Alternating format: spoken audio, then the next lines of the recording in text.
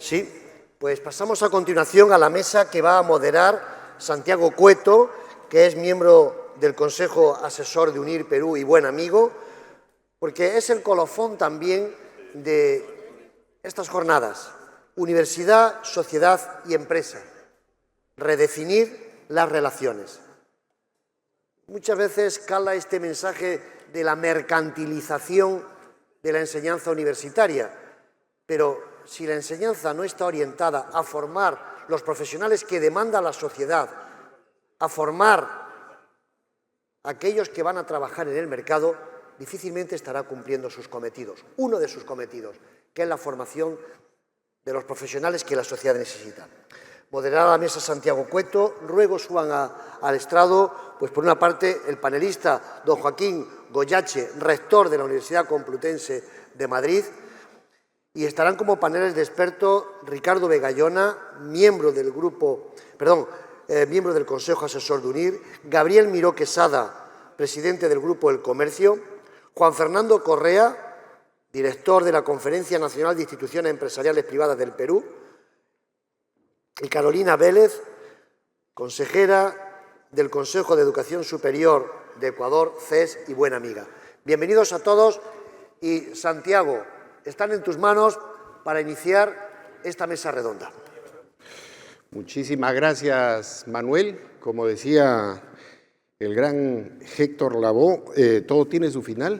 Nos vamos acercando, aunque no se vayan, porque viene una presentación luego de esta magnífica mesa de Francesc Pedró y un cierre oficial donde se van a contar algunas de las principales ideas. Yo tengo mucho gusto de estar en el Consejo Asesor de UNIR en el Perú y de aprender de esta dinámica institución y este movimiento que, como hemos visto en varias mesas, es internacional, ¿no? En primer lugar, entonces, vamos a pasar a la exposición de Joaquín Goyache, que es rector de la Universidad Complutense de Madrid, a quien le agradecemos, por supuesto, que se ha dado el tiempo para venir y acompañarnos con este tema fascinante que ha sido presentado por Manuel, brevemente, Universidad, Sociedad y Empresa, redefinir las relaciones. Joaquín es, como les dije, rector. Su campo de investigación, su doctorado es en veterinaria y en sanidad animal. Yo estaba revisando el trabajo que ha hecho y, por supuesto, ha sido catedrático en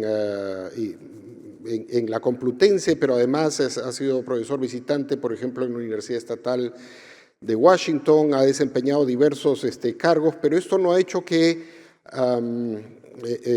olvide, digamos, su tarea académica. Es un destacado investigador y esto es interesante también respecto del rol que pueden asumir o sufrir a veces. De repente está bueno el lapsus. Las autoridades universitarias. Su campo de atención, por ejemplo, ha estado en particular en enfermedades desatendidas, en el desarrollo de sistemas de inmunodiagnóstico. Si quieren ustedes ver sus más de 140 artículos, pues ahí está. Pero en este caso nos va a hablar del tema que hemos mencionado y para lo cual te invitamos al podio, por favor, Joaquín.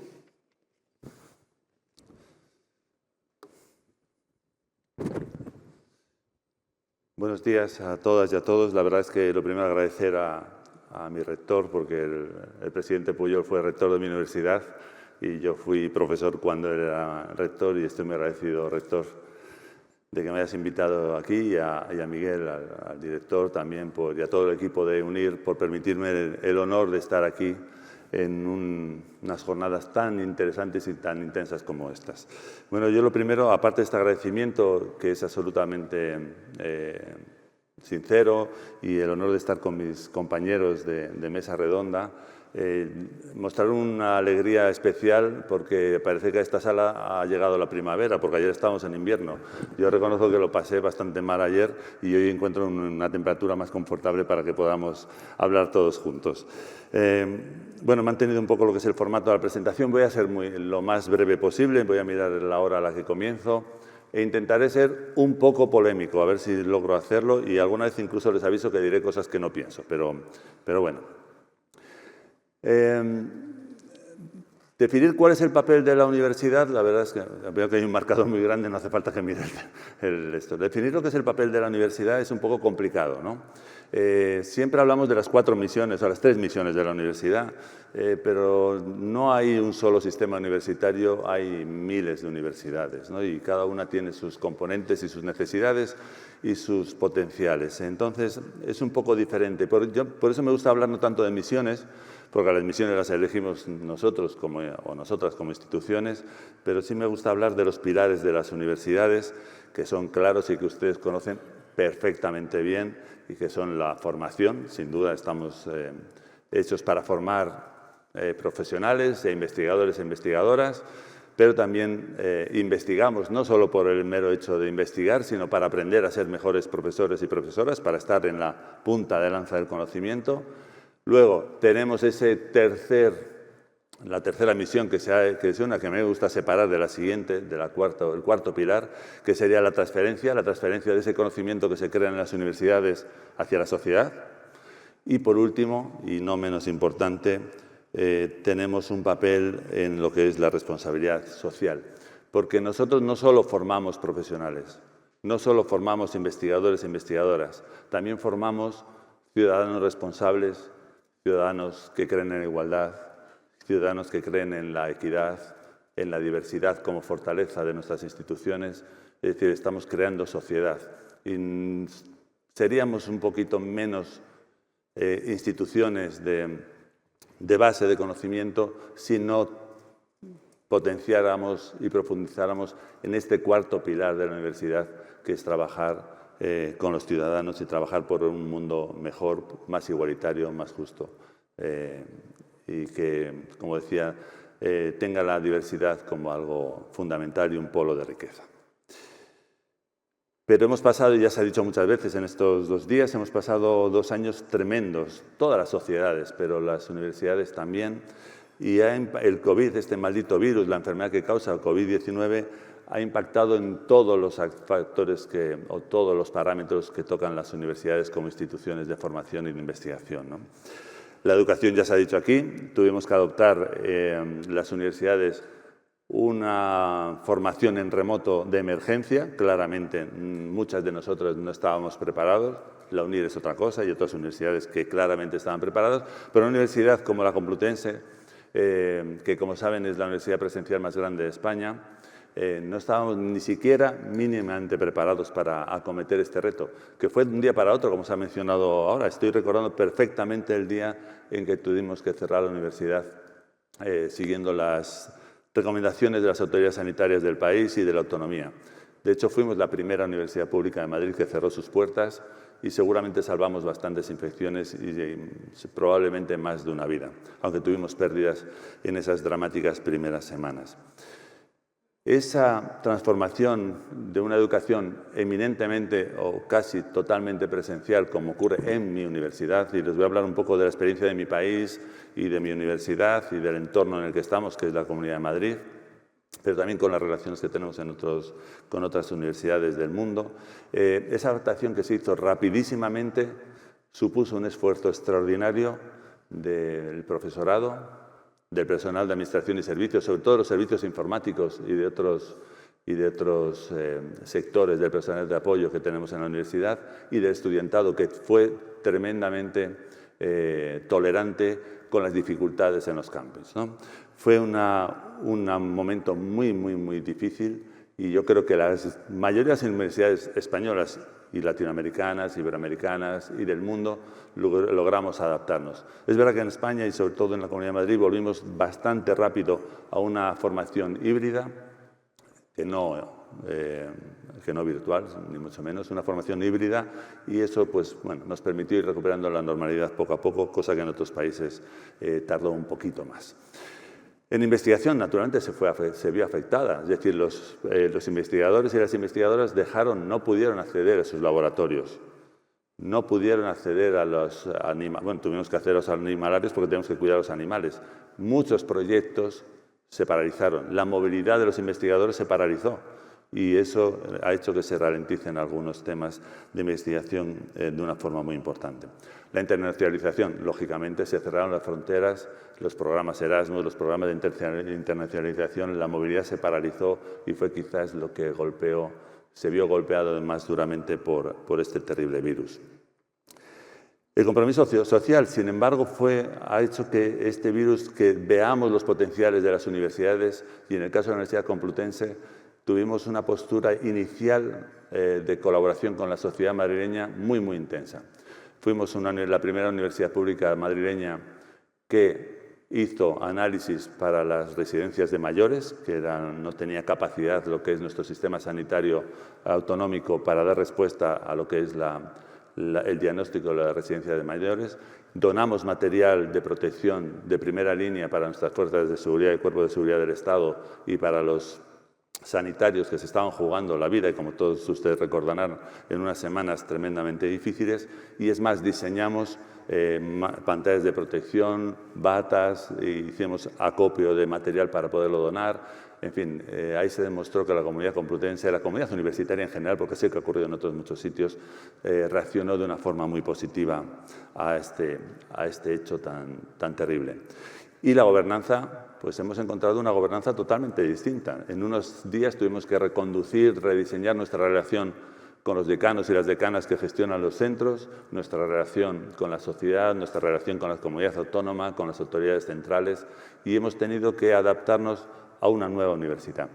De estos terribles dos años, que me gustaría no haber vivido, que nos gustaría no haber vivido ninguno de nosotros, espero que al menos hayamos aprendido y estemos más preparados para otro momento que sin duda llegará, y seguramente peor que este. Pero yo creo que las universidades han demostrado que somos capaces de dar servicio, de reaccionar rápidamente y de adaptarnos a las necesidades. Y ahora luego haré alguna mención más a estos momentos. Esto lo he sacado de un artículo de 2014 en donde ya se hace mención por escrito algo que yo creo que todos los que estamos en esta mesa y seguramente muchos de ustedes tenemos en mente, y de hecho es el título un poco de esta mesa redonda, que es que nos debemos, como instituciones, como universitarios y universitarias, revisar y plantear el valor del intercambio entre la universidad y la sociedad. Es decir, necesitamos repensar la relevancia social de las universidades. Es un poco difícil extrapolar mi conocimiento del sistema universitario español, que como digo no es un sistema único, sino que tenemos 83 universidades, si no me equivoco, rector Pujol, hay 83 sistemas universitarios diferentes, ¿no? Y la prueba es que aquí estamos dos universidades españolas representadas, la UNIR y la Complutense, y no tenemos nada que ver, pero sí hay mucho que hacer en conjunto, ¿no? Como digo, es muy difícil definir cómo nos tenemos que replantear y cuál es la posición de las universidades con la sociedad y este cambio que tendremos que hacer, sin duda, y que estamos haciendo. Pero me gustaría hablar un poco de la realidad que encontramos, al menos en lo que yo creo que son la historia, el presente y lo que es el futuro de las universidades, adaptándonos a esta nueva realidad de la que vamos a hablar en unos momentos, ¿no? Como decía, las universidades no son todas iguales, y para ver cómo nos tenemos que adaptar en nuestra relación con la empresa, con la relación con la sociedad, tenemos que observar, analizar cuál es el entorno en que esas universidades están situadas. No es lo mismo una universidad que está en una comunidad autónoma, ya saben que en España hay una serie de comunidades autónomas y que nosotros, las universidades públicas, dependemos de la comunidad autónoma en la que estamos situados. No es lo mismo estar situado en una comunidad autónoma muy dinámica, con gran atractivo, que sea un polo atractor de inversión, de innovación, a estar en otra comunidad autónoma, y permítanme que no cite nombres, donde quizás esa movilidad, esa necesidad o esa vía de relación con las empresas es menor. En fin, hay que analizar un poco lo que es el contexto local, regional y el contexto nacional. No es lo mismo hablar de universidades españolas que de universidades norteamericanas, donde hay otra tradición y otra evolución de estas cuestiones. Siempre se ha visto a la universidad como una institución inalterable. Es un error, por supuesto, ya lo saben que lo pienso. Como unas instituciones decimonónicas, casi medievales en Europa, ¿no? nada más lejos de la realidad. Eso que hemos visto antes de lo que ha ocurrido de adaptación durante la pandemia demuestra que no somos estructuras rígidas, que no somos incapaces de adaptarnos a los nuevos retos, a las necesidades cambiantes. Esto, sin embargo, es algo que es una especie de cantata que se va repitiendo durante el tiempo, como que las universidades, sobre todo las públicas, y al menos en mi país, somos unas estructuras anticuadas, donde hay una estructura muy jerárquica, que no es cierta, y donde somos incapaces de relacionarnos adecuadamente con la sociedad, que tampoco es cierto. Y es que ahora ya hemos tenido que dar el cambio, y se ha dado y se lleva dando desde hace mucho tiempo, donde unas instituciones que trabajaban por, para y con la élite, con las élites, ahora estamos trabajando por, para y con la sociedad, en mayor o menor medida. Eso, desde luego, todo es mejorable en esta vida. Y donde ya no tenemos la exclusividad de la creación de conocimiento. Antes el conocimiento se creaba en las universidades, desde tiempo, desde el principio. Y ahora tenemos muchísima competencia.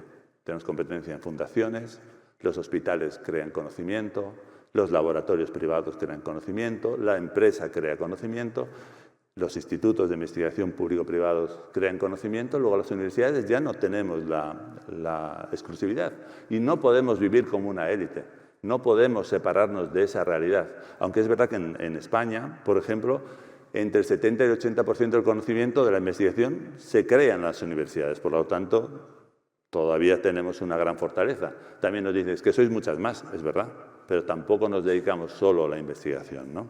Entonces, además ya no se entiende una universidad que investigue por el mero placer de crear conocimiento. Ahora ese conocimiento, aunque en su inicio no esté considerado o esté concebido para ser aplicado, la voluntad final es que se aplique, por una vía o por otra. No hace falta hacer patentes. En filosofía, su conocimiento, sus estudios, sus análisis, su investigación, se puede aplicar en muchísimas cosas, ¿no? No hace falta. Y pongo un ejemplo que se está cuestionando mucho en mi país.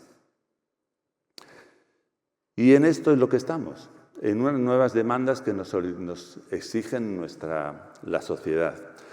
Nos exigen que seamos más estratégicas, que nos posicionemos mucho más. Nos exigen ser más proactivas. Ahora lo diré, ¿no?, en nuestra relación con la empresa. Y perdón que me adelante y lo repetiré luego. Tenemos que salir a buscarlo. Señoras, señores, nadie va a venir a buscarnos a nosotros. Las universidades tenemos que buscar a la sociedad. Tenemos que buscar a las empresas. Tenemos que hacernos útiles, atractivas.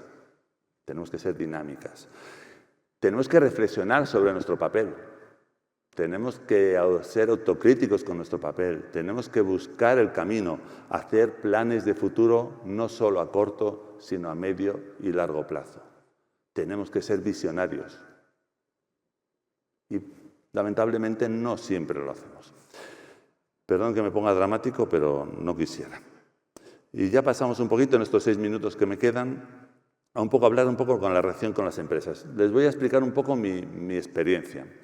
Yo soy, como se ha dicho, veterinario, ya como el rector Pujol quería ser veterinario, ya somos veterinario y medio en esta sala, más o menos, ¿no? No sé si habrá algún veterinario o veterinaria más en la sala, ¿no? Sé que Margarita, sus 2 hermanas son veterinarias, eso es bueno. Bueno, yo estoy, fíjese, una profesión sanitaria, una profesión querida en muchos países, porque trabajamos para salvar vidas de animales, pero también salvamos vidas de las personas, porque evitamos que enfermen, etcétera, etcétera, etcétera.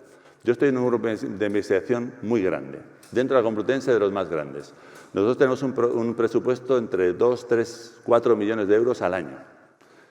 Y el 70 al 80% de ese presupuesto es en convenios, colaboración con empresas y administraciones, aparte de proyectos europeos.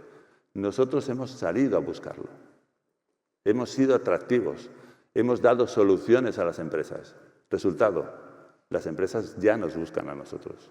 El sector productivo ya nos busca a nosotros, pero no pudimos estar esperando a que eso ocurriera, ¿no? Por lo tanto, en la universidad se puede trabajar con la empresa. De hecho, se trabaja mucho con la empresa. Se puede ser atractivos para la empresa. Se puede crear conocimiento útil para la empresa, es decir, útil para la sociedad. Pero hay que redefinir esas relaciones. Como decía antes, no es lo mismo la relación en un entorno productivo, rico, dinámico, que en un entorno donde hay una menor movilidad, adaptación, riqueza. Pero se puede buscar en cualquier lado. Fíjense, yo siempre pienso que las empresas y las universidades no se conocen bien o no han querido conocerse dentro de lo que es. Hágase la idea que en España lo que más abunda son pequeñas y medianas empresas, muchas veces tirando en muchos sectores a muy pequeñas empresas.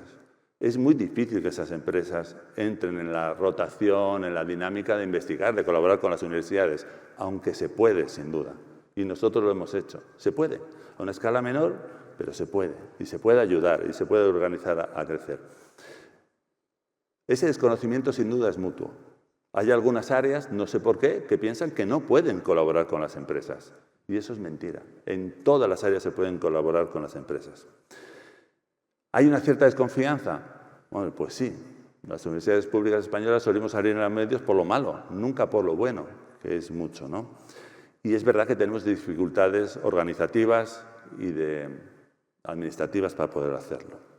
Pero fíjense, cuando hablan de la transferencia como algo importante para la sociedad, en realidad lo que es importante es para la universidad. La transferencia, la relación con la sociedad, con las empresas, es fundamental para que las universidades sobrevivan. Y voy a hablar unos cuantos mantras en estos 4 minutos y termino. Fijaros, y salió en un debate que tuvimos en una mesa redonda el rector Pujol y yo en Madrid hace unos meses. El mantra de la adecuación de estudios, de que los estudios que ofrecen las universidades no se adecúan a las necesidades de las empresas. En algún caso puede, pero no es verdad. Porque tenemos las encuestas y en trabajos más antiguos, sobre todo de 2015, donde las empresas consideran que sus estudiantes que realizan prácticas allí están bien formados. Mayoritariamente opinan eso. Un estudio español. Si nosotros nos basáramos en la adecuación de los estudios, hace tiempo habríamos cerrado los estudios de filosofía, porque no se colocaban.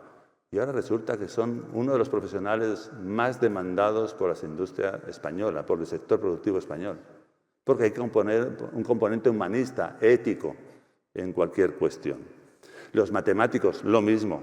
Y ahora son los profesionales más demandados. El enigma del doctorado. En mi país no cuentan con los doctores. Cuando yo estuve en Estados Unidos, a los más torpes todavía no habían acabado la tesis y ya se lo llevaba la empresa. Y en España no ocurre, aunque me dio, y fíjense lo que os voy a decir, el decano de filosofía me dijo que una gran empresa había contratado a 60 doctores en filosofía por la Universidad Complutense del tirón hace unas semanas. Fíjense el cambio. El doctorado tiene que ser algo valioso para las empresas, siempre. Los políticos. Yo siempre hablo de los políticos caníbales, ¿no? Que diseñan cuál es la normativa que rige la universidad y luego se queja de que no avancemos cuando cumplimos esa normativa, y eso ocurre en todos los países. Hacen normativas rígidas que nos limitan, no nos dan dinero, no nos dejan sacarlo de fuera, y luego dicen que somos unos incompetentes, ¿no? Y luego el otro mantra, universidad pública o universidad privada. No hay lucha entre esas universidades. Es más, cada vez hay más colaboración entre ambas. Nosotros tenemos, bueno, en lo de Parquet, nosotros como Universidad Complutense somos una universidad eminentemente presencial y queremos seguir siéndolo. Porque para hacer enseñanza virtual tenemos una novia que estamos empezando a conocernos, al que susurramos al oído y que incluso ya hemos paseado de la mano, que es la UNIR. ¿Para qué queremos inventar una cosa si tenemos al mejor al lado, 4 calles más arriba de nuestro campus? Y seguro que acabaremos en un noviazgo largo, incluso en boda. Podemos aprender de ellos y nosotros podemos aportarles también mucho a ellos. Perdonad, me queda un minuto y tengo que contar algo más. Hablamos, y perdón que me mete 4 pinceladas, pero hablamos de otra cosa, de la inserción laboral. Nuestros estudios nos adaptan, los programas nos adaptan. Es verdad que la universidad no es una agencia de colocación y no debe serlo. Nosotros tenemos que formar personas, profesionales, investigadores, que se colocarán o no. Pero lamentablemente se colocan y se colocan muy bien nuestros egresados. Muy bien. Y no tenemos problema ninguno. Pero fíjense, nosotros no somos una agencia, pero estructuramos la sociedad. Las universidades estructuran la sociedad. Madrid sería menos Madrid sin la Complutense. Cualquier país sería menos país, cualquier ciudad sería menos ciudad sin sus universidades. Estructuramos sociedad. Nuestros egresados tienen menos desempleo y tienen salarios más altos que los que no han estudiado en las universidades. ¿Que están sobrecualificados? Hombre, lamentablemente es que luego hay muchas veces que en algunas profesiones, ya concluyo, estoy con el rojo ahí y me estoy poniendo nervioso. En algunos estudios es verdad que se paga mal y entonces van a trabajar otra cosa, porque les pagan mejor. Pues verdad, por ejemplo, en veterinaria los salarios son bastante malos, parece mentira. Pero bueno, eso es un problema que habrá que atajar por otras vías. Y miren, ¿cuáles son los mejores que se colocan? Y es la última diapositiva, los que se colocan mejor, los egresados que se colocan mejor. Los que están en universidades con titulaciones más demandadas. Nosotros en la Complutense tenemos todo tipo de titulaciones, estén demandadas o no, porque nuestra genoma, nuestro ADN es crear ciencia y conocimiento en todas las áreas. No vamos a cerrar filosofía porque no se colocará en el pasado.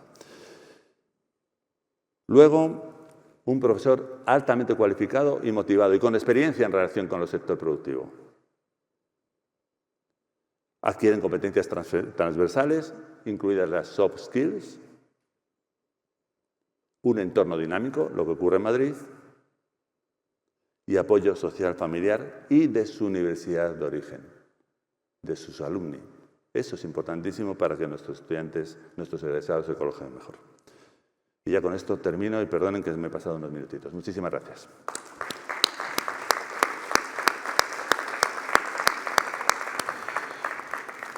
Mil gracias, Joaquín. Creo que has presentado reflexiones muy interesantes. Le aviso a los panelistas, voy a ir en el orden en que están sentados, creo, empezando por Juan Fernando. Y quería pedirles principalmente que intenten aterrizar estas interesantes reflexiones que muchas, yo creo que se puede decir que son relevantes, por supuesto, para el Perú. Y estaba pensando que a menudo hablamos de universidad y empresa en el Perú y la típica crítica de las empresas ha sido que los profesionales, los egresados que vienen de la universidad no están suficientemente preparados. Yo me imagino que esto ha mejorado, espero que mejore con el trabajo de la SUNEDU, ¿no es cierto?, en los últimos años, y hemos escuchado algo de esto.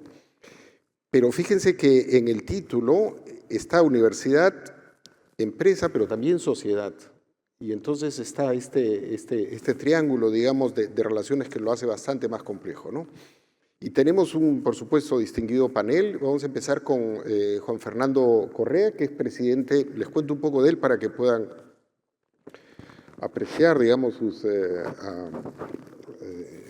su recorrido profesional y también la perspectiva que nos trae. Es presidente del directorio de las empresas del Grupo Falabella, ingeniero industrial por la Pontificia Universidad Católica y con una maestría en la Universidad de Purdue y en el Kellogg School of Management. Y ha trabajado en diferentes sectores, hipermercados, Bell South, Procter & Gamble, pero también en gremios del sector como Comex, Confiep, la Cámara de Comercio Americana y ASBank. Y en el académico, no es extraño a las universidades, pues está en el Consejo Consultivo de la UTEC. Entonces, Juan Fernando, ¿cómo, desde tu perspectiva y experiencia, cómo podemos aterrizar este tipo de reflexiones entre esta triada, digamos, de conceptos en el Perú, por favor?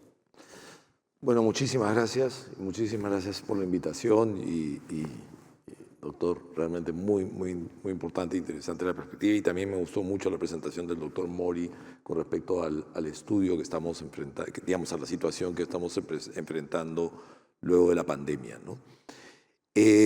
Yo quisiera hacer solamente dos reflexiones. Me han puesto 53 minutos, no creo que sea eso, ¿no? Yo quiero hacer solamente dos reflexiones respecto al tema en general de la educación superior, mirando hacia adelante. La primera es que la pandemia efectivamente ha generado un cambio dramático que ha acelerado un proceso de la virtualización de la educación. Pero no solamente ahí, en muchísimas actividades la pandemia ha generado un proceso de aceleramiento del mundo digital y la digitalización. Digamos, en las actividades económicas en donde yo estoy, lo hemos vivido y al principio fue dramático también, fue dificilísimo, cometimos muchos errores, pero hoy día tenemos en muchas industrias procesos digitales mucho más intensos. En la banca, la cantidad de transacciones digitales se ha disparado, en el comercio se han disparado, el proceso catalizador ha sido universal. Y entonces nos planteamos realmente si esto no es en realidad un proceso que va a acelerarse o va a seguir acelerándose. Doctor Mori decía que los pasos están subiendo. Bueno, claro, cada vez es más empinado en la medida que uno sube una montaña, ¿no? Al final a veces las paredes son verticales. Pero este proceso además se nos viene más rápido y por lo tanto tenemos que estar preparados para eso. Y ahí la universidad tiene un rol fundamental. En las oportunidades laborales de los estudiantes hoy día entran a una empresa grande. Ayer tuve una sesión de trabajo muy importante con todos digamos, los líderes en mi organización y era notorio cómo las personas con más antigüedad en la empresa entendían venían con paradigmas más difíciles para enfrentar, o más duros para enfrentar los cambios que se nos vienen para adelante. Y las personas con menos tiempo, más jóvenes, estaban mucho más permeables a acelerar esos procesos y esos cambios. Entonces, la universidad yo creo que hoy día tiene un rol enorme, siempre lo ha tenido, pero digamos, en el proceso de cambio, el hecho de que esté en un entorno también de cambio ella misma, lo que va a generar, yo pienso, es que cuando las personas se coloquen, cuando los estudiantes se coloquen, tengamos un proceso también de movilidad y de generación de experiencias mucho más rápido en las empresas. Ahora, las empresas están efectivamente en un proceso de transformación. Las personas que entran hoy día desde el sector, digamos, desde la educación superior, son fundamentales. Cada vez hay además más necesidades desde filósofos, efectivamente. Las empresas contratamos filósofos, contratamos matemáticos, cosa que normalmente antes no necesariamente hacíamos, ¿no? Pero además, esta apertura en el mundo de las carreras, yo creo que enfrenta también, estamos enfrentando el sector privado con la academia, un reto importantísimo hacia adelante que es el mundo se abre cada vez en más especialidades y en más necesidades. Cada vez es más complejo y hay más espacios de aprendizaje y de estudio y de realización de cosas. Entonces, el tener la flexibilidad para que las personas que ya están trabajando o los estudiantes nuevos, tener la flexibilidad de poder adaptarse a estos entornos distintos que van evolucionando es fundamental. Y la academia, pensamos, el sector privado cumple un rol crítico en facilitar eso, tanto para los estudiantes nuevos como para las personas que están trabajando y quieren hacer cambios en su visión de futuro o en sus oportunidades laborales, ¿no? Y ahí es un tema muy dinámico. Hoy día hablamos con palabras y utilizamos conceptos que hace 5 años probablemente no usábamos y probablemente dentro de 5 años dejaremos de usarlos o hay prácticas que van evolucionando en el tiempo.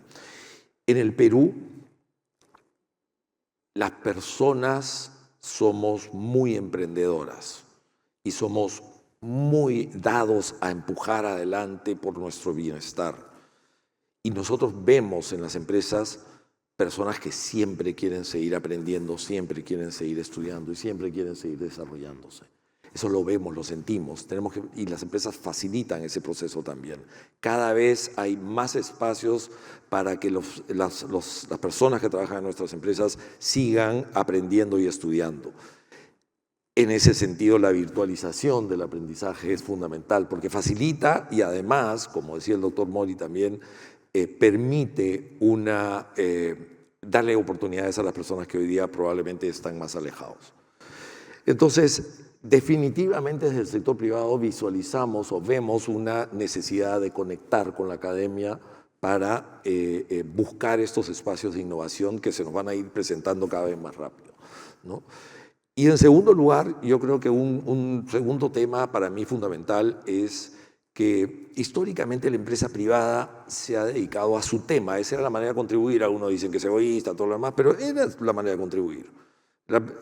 Generar trabajo de calidad, generar valor, generar buenos servicios o buenos productos. Se podrá decir que algunos no son perfectos o que hay errores, todo lo que quieran, pero ese era su rol. Hoy día claramente la empresa tiene que ir un paso más allá. No basta con cumplir su rol. Y en ese sentido, apoyar la educación es un espacio en donde también tiene que haber digamos, una oportunidad de colaboración. Hablábamos de conectividad, por ejemplo. La empresa privada tiene una experiencia enorme en conectividad. Cuando uno tiene, no sé, una operación bancaria o una operación comercial en La Merced o en Chulucanas, tiene que llegar con conectividad allá. Y probablemente tenemos una capacidad, un entendimiento, sabemos cómo hacerlo junto con las empresas de telecomunicaciones, sabemos cómo hacerlo, habrá un costo, pero tenemos la experiencia y el conocimiento para hacerlo.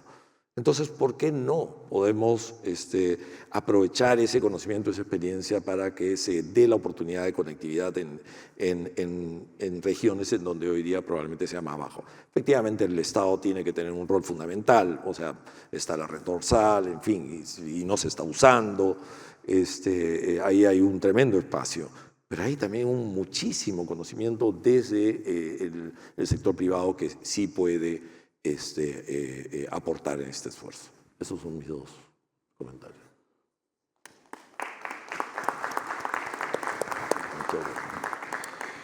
Muchísimas gracias, Juan Fernando. Tender puentes, conectar, colaborar, muy bien.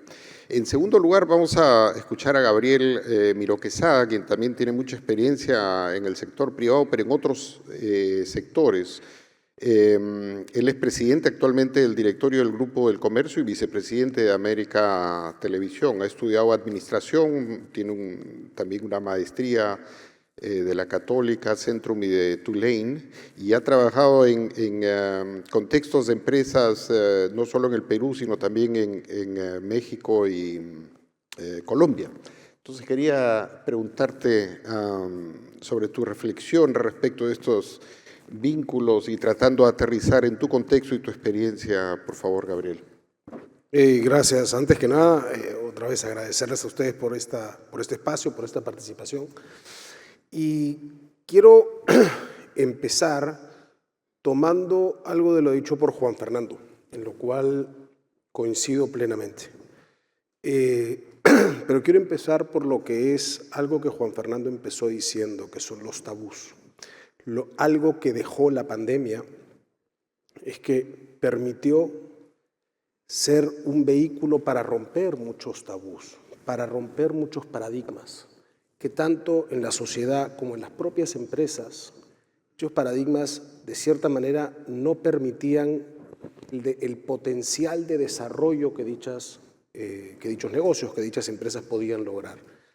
Tuvo que venir, lamentablemente, una pandemia, un cambio drástico de esa manera, para que nos demos cuenta, y me refiero desde la sociedad, las empresas y los propios negocios, que muchos cambios sí eran posibles. Es ahí donde yo considero que empieza una relación distinta con el tema de la tecnología, y que se ata justamente a lo que viene a ser el futuro de las empresas conjuntamente con el nuevo entorno tecnológico, el nuevo entorno de la virtualidad. Empezó de la noche a la mañana la necesidad de uno quedarse en casa y poder trabajar desde, ya no su oficina, la mesa del comedor. Empezó uno a poder ver a sus hijos desde la misma mesa del comedor tomar las clases.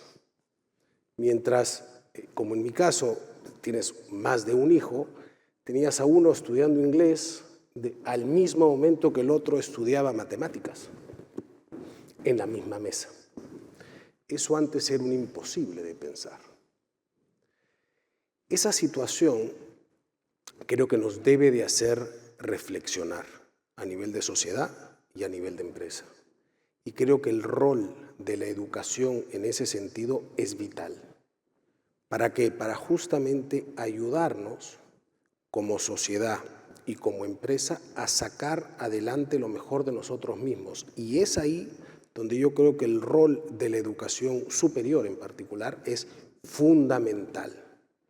Por eso es que yo sí creo que es todavía un trabajo pendiente tanto de la sociedad, de la empresa, el acercarse y trabajar mucho más con la educación para que este proceso de, de romper paradigmas, de generar más valor, de ver y sentir que sí es posible hacer las cosas bien hechas de manera distinta, empiece desde la formación. Y creo que ahí sí es una tarea, vuelvo a repetir, importante, pendiente, y que no debemos de esperar otra pandemia para darnos cuenta de que debemos de trabajar de una manera distinta, ¿no?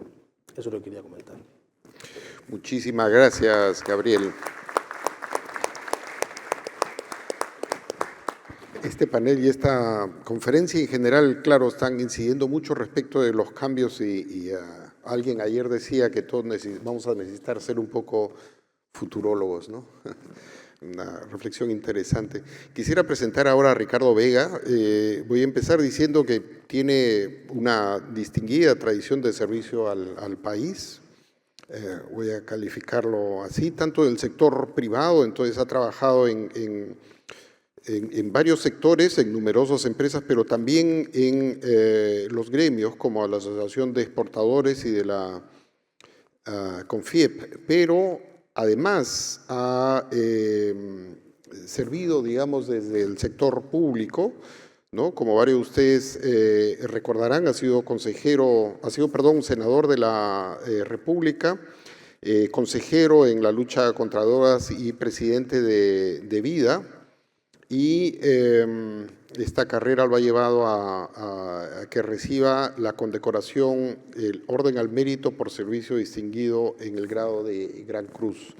Y además es miembro del Consejo Asesor de UNIR. Entonces, tú traes a la mesa un poco esta combinación de trabajo y experiencia en el sector privado y el sector público, y te quería pedir tus reflexiones, por favor, Ricardo. Encantado, Santiago.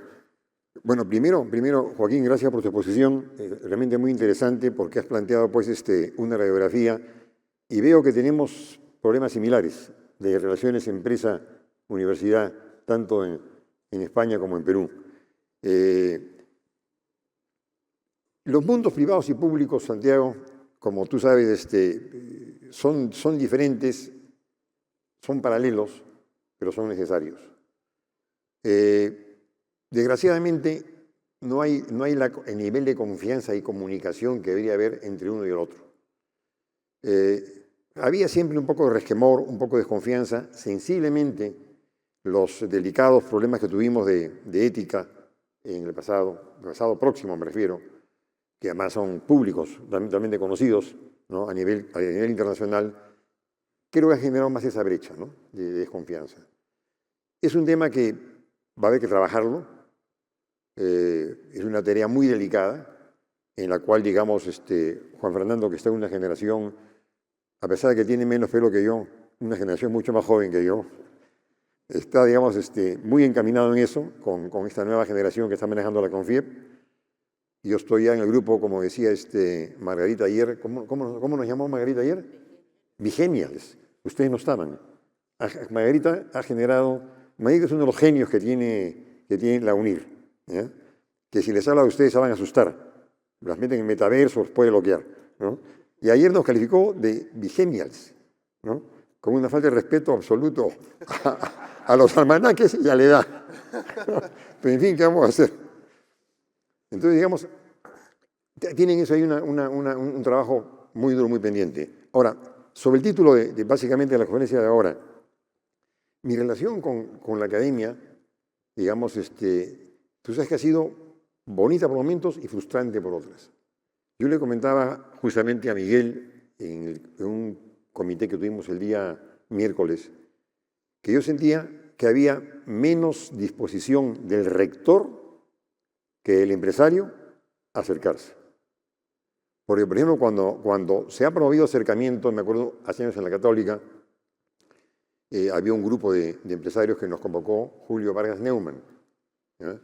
Y trabajamos mucho tiempo. Y como comentábamos también en el mismo comité el otro día, Santiago, cambia de rector y nunca más nos citaron.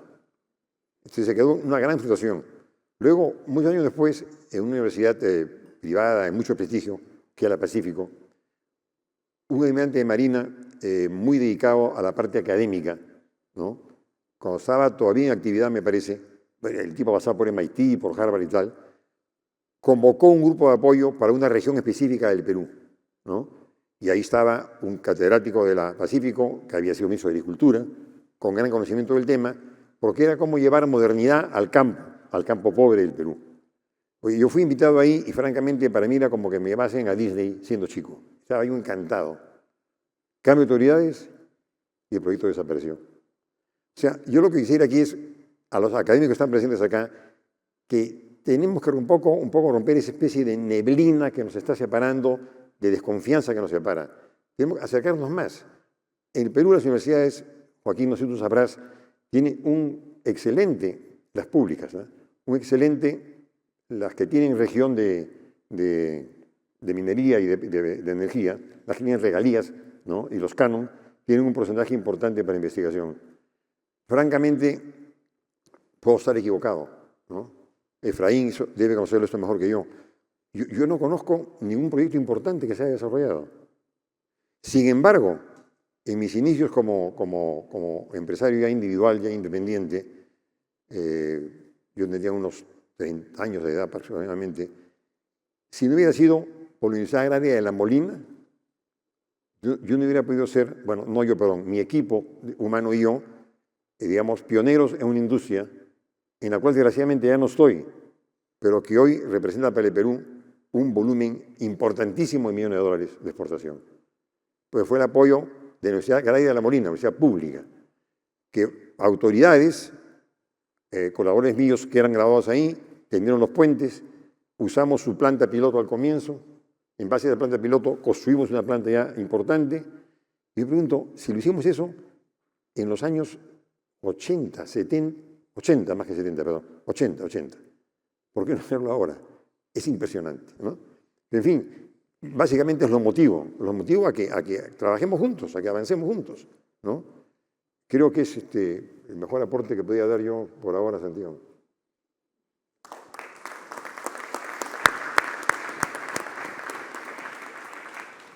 Muchísimas gracias, Ricardo. El tema de la confianza creo que ha salido también, el tema de la confianza, vamos a decir, entre peruanos en general, ha salido también en esta conferencia algunas veces. Hay un informe reciente del Banco Interamericano de Desarrollo sobre esto y tal vez es un tema que podríamos tratar con mayor profundidad en otras conferencias. Bueno, finalmente vamos a tener una perspectiva internacional. Tenemos el gusto de que nos visite Catalina Vélez. Ella es consejera académica del Consejo de Educación Superior de Ecuador. Ella fue presidenta de este organismo hasta hace muy poco. Tiene un doctorado en desigualdades, intervención social, multiculturalismo, intercultural y diversidad de la Universidad Pablo de Olavide en España. Pero previo a eso, se licenció en educación y entonces la doctora Vélez tiene experiencia enseñando desde la primaria hasta la educación superior en su país y fuera de él, pues ha sido invitada en diferentes universidades y mantiene una activa línea de investigación en temas como interculturalidad, género, inclusión y equidad y antropología sociocultural. Entonces nos pareció que era que su aporte tanto internacional como de su perspectiva profesional y académica podría ayudarnos. Entonces, ¿cómo ve usted estas relaciones desde el Ecuador y desde una perspectiva internacional, por favor, Catalina? Gracias. Empiezo agradeciendo la oportunidad de participar en este espacio tan importante. Hace un momento el rector mencionaba que la universidad como tal no puede calificarse como una agencia colocadora de empleos. Creo que todos los que estamos aquí tenemos claridad sobre la misión de la universidad, la sede de la razón, su misión de construir conocimiento, su misión de buscar la verdad, como decía el rector de la UNIR. En la relación con la sociedad y la empresa, efectivamente hay como ciertas neblinas, pero también hay experiencias interesantes. Parto del caso ecuatoriano, que es el que más conozco. Pensar en el desarrollo de los pueblos, pensar en el desarrollo de Ecuador al margen de la universidad es imposible. La universidad ha sido un gran aporte al desarrollo y crecimiento de los países.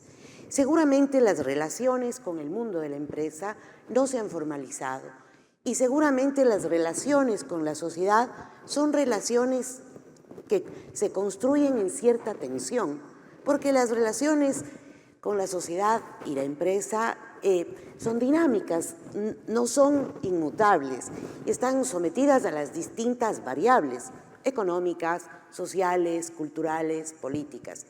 Sin embargo, lo que es preciso señalar es la necesidad de un diálogo constante entre sociedad, universidad y empresa. ¿Por qué? Porque la semana pasada en Barcelona, en la Conferencia Mundial de Educación Superior, Joaquín Subirats decía algo con lo que yo me impacté. Decía, la sociedad presenta problemas y muchas veces las universidades ante esto tienen facultades y departamentos.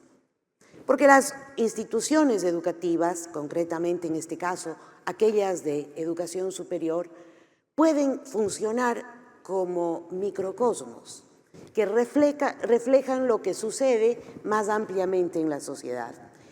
Y esto efectivamente reproduce o refleja las relaciones que hay entre sociedad y empresa, o entre la sociedad y el mundo laboral, o entre las instituciones educativas y el mundo laboral.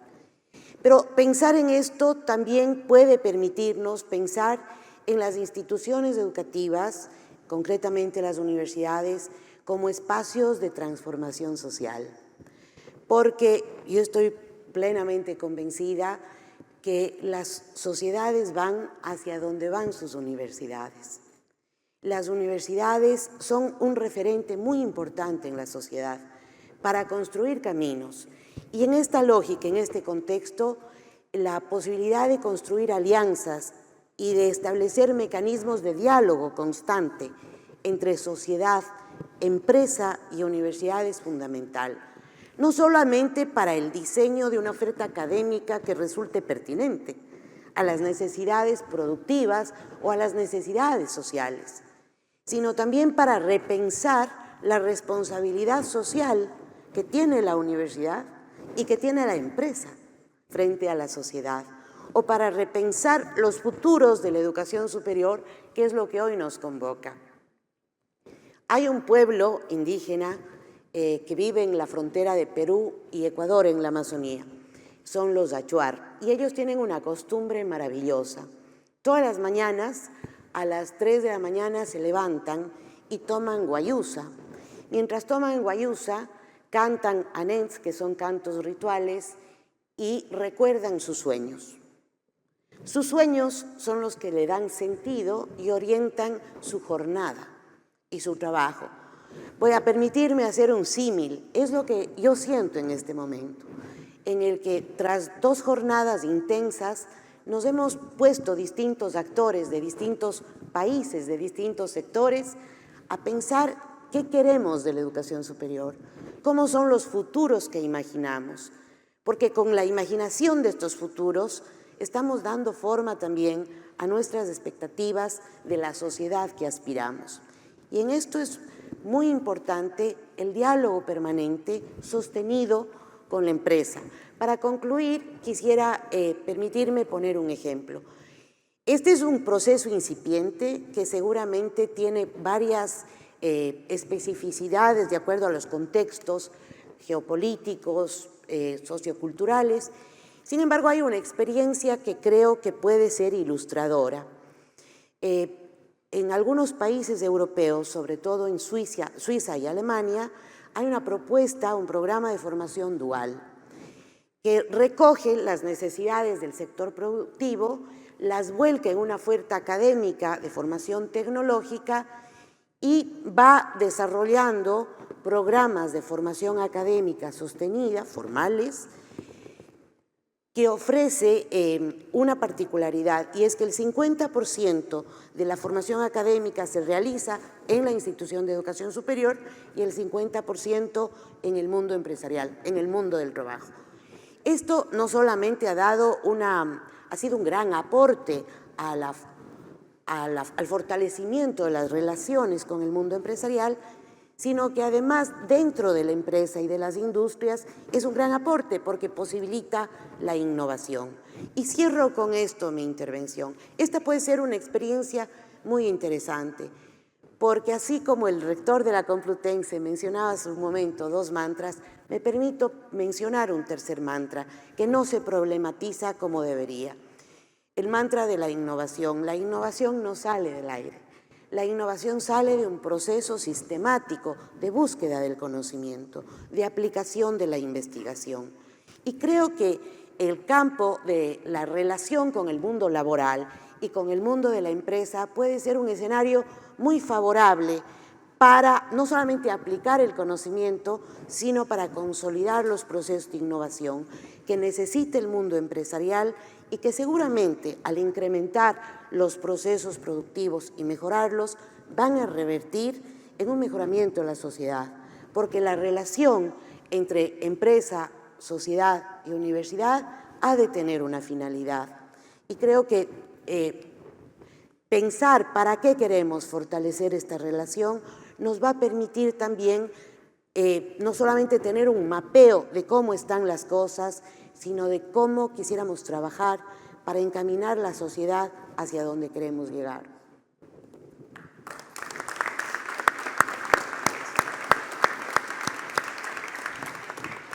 El propósito y sentido de la función de la universidad, de las empresas en las sociedades actuales y atrevernos a soñar al respecto. Muchas gracias, Catalina.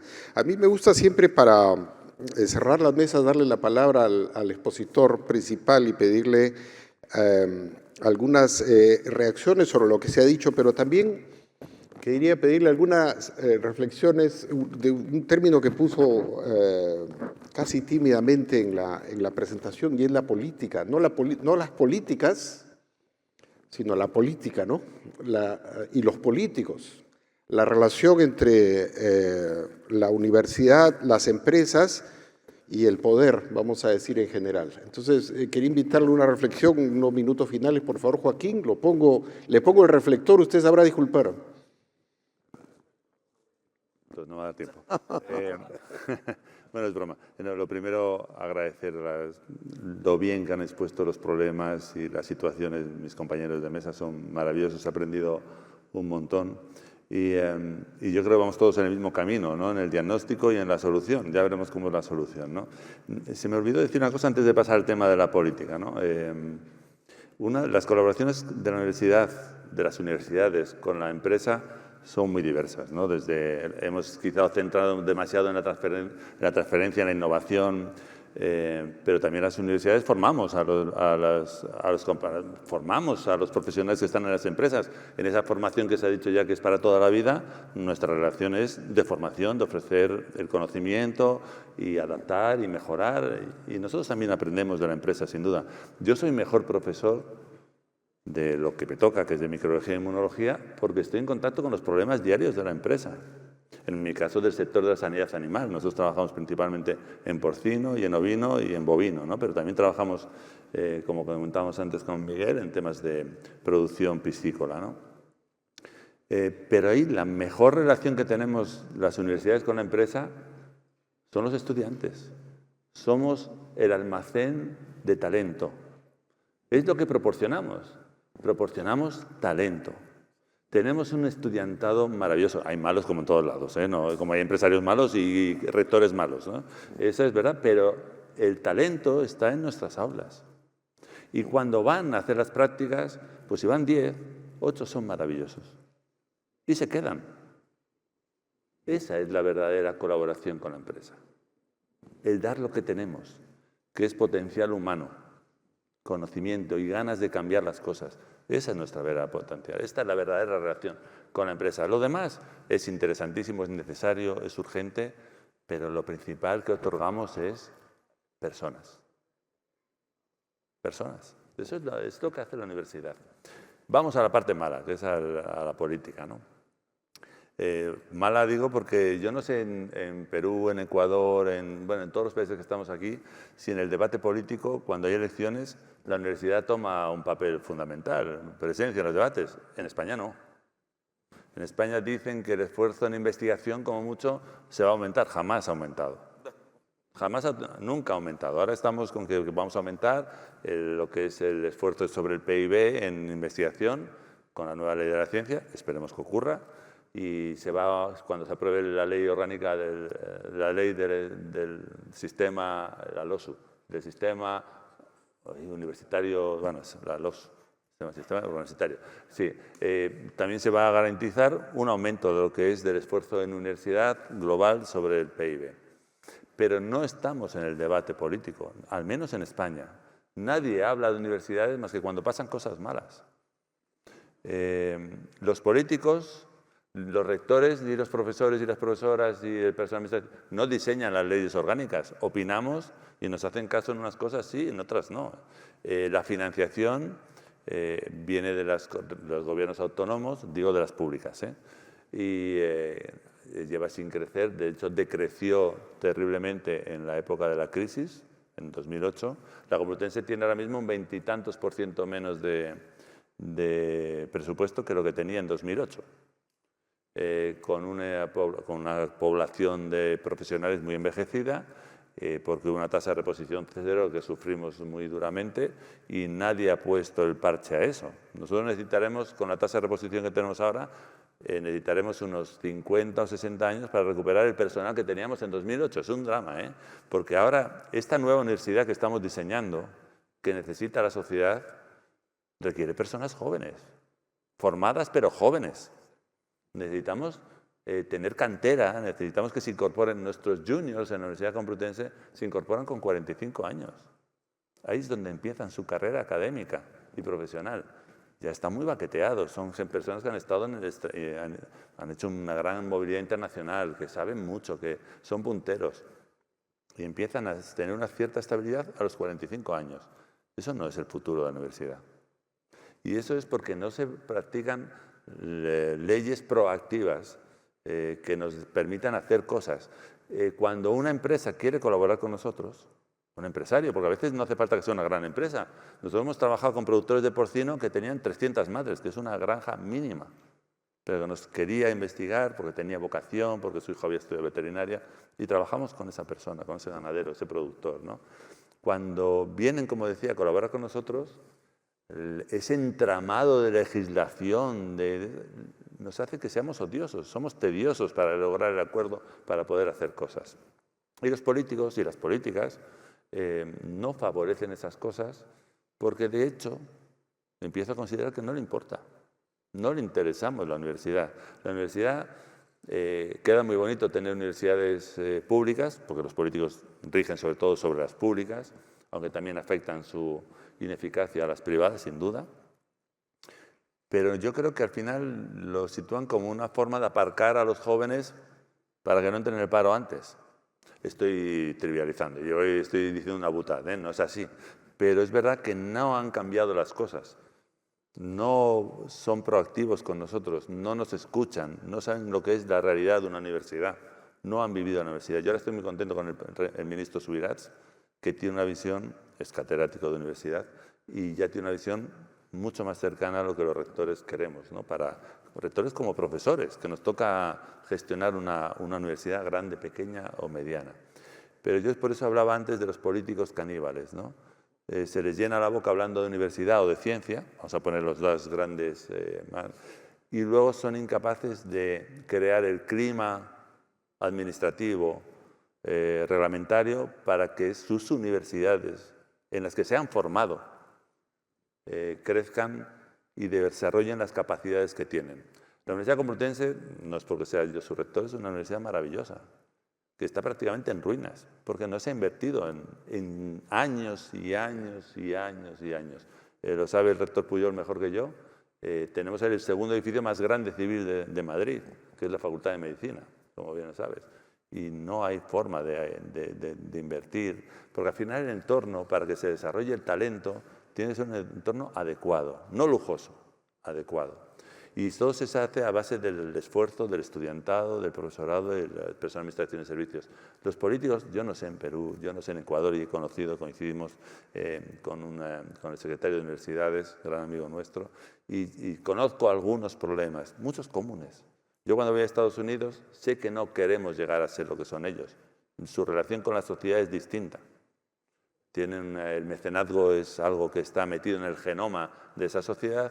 Y yo quiero para mi país lo mismo, que un empresario vea su universidad como algo atractivo, como algo para trabajar, para colaborar juntos, para obtener talento, para hacer más sociedad, que es lo que hacemos las universidades. Y para eso dependemos de los políticos, porque si el empresario quiere, pero no lo dejamos, se frustra. Se frustra.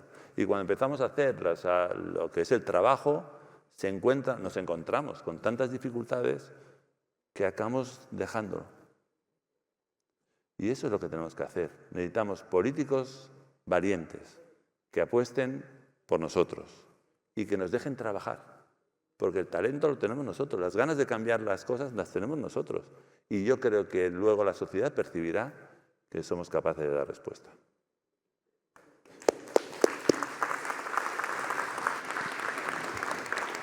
Muchísimas gracias, Joaquín. Yo quisiera terminar, bueno, en primer lugar agradeciéndoles a ustedes, pero también a todos los que nos siguen por internet, que son algunos cientos, seguramente más de 1000 a lo largo del evento, y dejando un par de tareas tal vez para el equipo de UNIR. Una es que estaba pensando que en este evento han habido referencias a informes muy interesantes y quisiera ver si en la página web se pudieran poner los links a estos eventos, el informe de la OEI ayer, el informe de Jorge Mori, este indicador que nos han contado ahora más temprano. Esta ponencia, no sé si la tendrás escrita, Joaquín, pero sería estupenda tenerla y si no, contar con algunas referencias que nos puedas sugerir. Y lo segundo es que estaba pensando que a raíz de la conversación que en el Perú, y siguiendo, espero, con lo que acabas de decir, faltarían muchos mecanismos no solo de diálogo, sino de cooperación entre estos sectores, ¿no? Y tal vez desde UNIR se pueda trabajar algo al respecto de cooperación entre universidades, empresas, grupos activos de la sociedad y también el sector político, ¿no? Para definir formas específicas de colaborar. Yo los invito a continuar con el evento. Viene ahora una ponencia, como dije, Francesc Pedró, y seguramente Manuel Herrera nos va a contar todo al respecto. Por favor, les agradecemos nuevamente a la mesa.